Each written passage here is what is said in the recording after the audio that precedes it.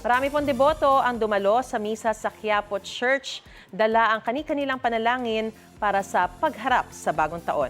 Narito po ang aking unang balita.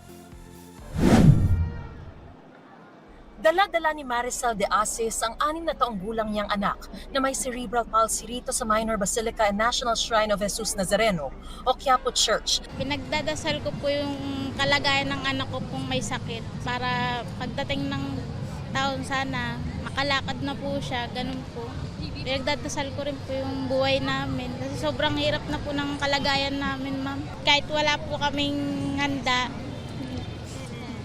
dasal na lang po.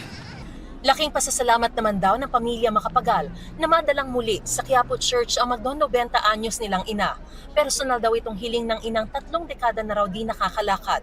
I was a bit teary-eyed because si mami nga ho, ang tagal na ho niyang hindi nakapasok ng Quiapo Church. We just pray that she will continue to be healthy and happy, no pain, no suffering, and unity in the family, peace in the world.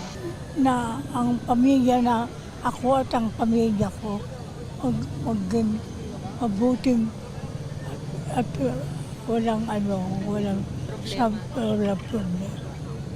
Higit naman sa hiling ang nagtulak kay Ron Michael at kanyang mga pamangkin na magsimba rin ngayong bisperas ng bagong taon dito sa Quiapo Church. Kasi parang pasasalamat sa buong taon na mga biyayang binigay sa amin, sa lahat, tsaka sa mga problema. Siyempre, nakakaharapin sa susunod na bagong taon na sana malagpasan pa rin namin lahat ng mga magiging pagsubok. Tamang-tama naman dahil tabi lang ng Quiapo Church ang maraming pamilihan ng mga bilog na prutas. Kaya nakumpleto na rin ni Ron Michael ang 13 raw na klase ng bilog na prutas. Sinimulan na rin ang unang araw ng Misa Novena bilang paghahanda sa kapistahan ng Mahal na Poong Jesus Nazareno sa January 9. Pinangunahan ito ng obispo ng Diocese ng Cubao na si Most Reverend Elias Ayuban.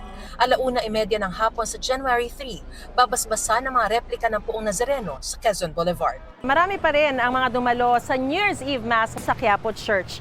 Patunay na para sa marami, ang pananampalataya at paglapit pa rin sa Diyos ang pinakamahalagang paraan ng pagsalubong sa bagong taon. Ito ang unang balita. Mariz Umali para sa GMA Integrated News.